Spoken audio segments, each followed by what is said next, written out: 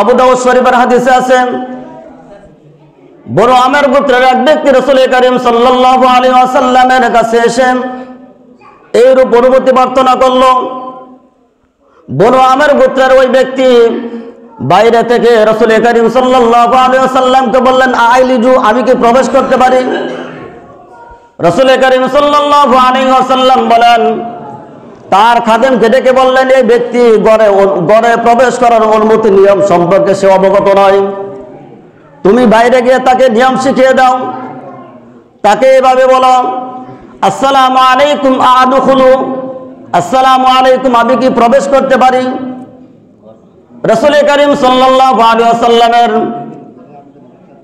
ওই গোলাম ঘর থেকে বাহির হওয়ার পূর্বে ওই ব্যক্তি রাসূল করিম সাল্লাল্লাহু আলাইহি ওয়াসাল্লামের কথা শুনে ফেললেন।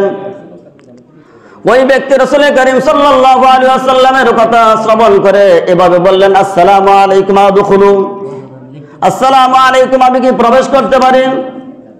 রাসূল করিম সাল্লাল্লাহু আলাইহি ওয়াসাল্লাম ওই ব্যক্তিকে ভিতরে প্রবেশ করার অনুমতি দিয়ে দিলেন। বুঝছেন?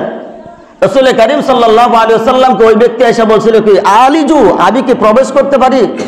রাসূল তার গোলামকে বললেন ডেকে যে এই ব্যক্তি তো ঘরে প্রবেশ করার নিয়ম সম্পর্কে অবগত নয়, সে ঘরে প্রবেশের নিয়ম সম্পর্কে জানে না, তুমি তাকে বলো যে তুমি এভাবে প্রবেশ করো, আসসালামু আলাইকুম আদখুলু, আমি কি প্রবেশ করতে পারি? প্রথমে সালাম, এরপর কি আদখুলু, আমি কি প্রবেশ করতে পারি?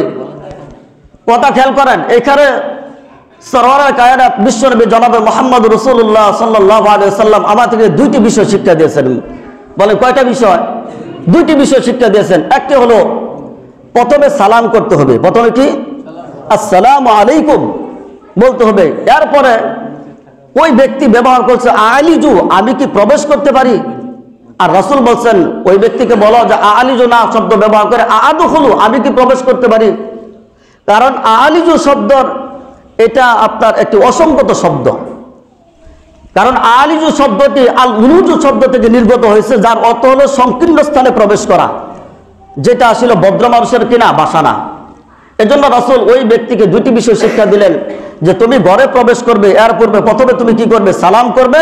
এর পূর্বে আলিজু এই শব্দ, এগুলো অভদ্র ভাষা, এগুলো ব্যবহার না করে বলো আদখুলু, আমি কি প্রবেশ করতে পারি? এজন্য ঘরে প্রবেশ করার পূর্বে প্রত্যেক মুসলমানকে অনুমতি প্রার্থনা করা, সালাম দেওয়া, এটা ওয়াজিব। এটা কি বলেন? ওয়াজিব, এটা ওয়াজিব।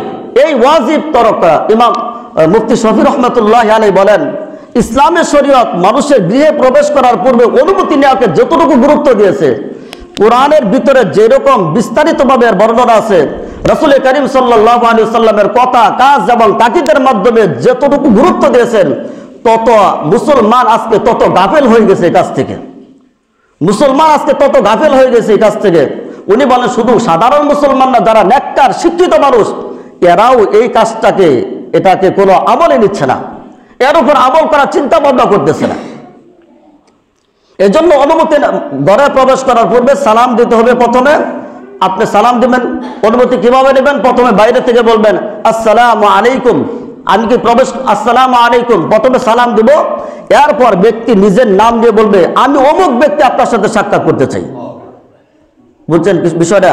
প্রথম বলবে আসসালামু আলাইকুম, আমি মানে সালাম দিল, এরপর বলবো আমি নিজের ব্যক্তির নাম দিবে যে আমি অমুক ব্যক্তি আপনার সাথে কি সাক্ষাৎ করতে চাই। এটা হলো আপনার উত্তম। এটা এইভাবে অনুমতি প্রার্থনা করা ওয়াজিব।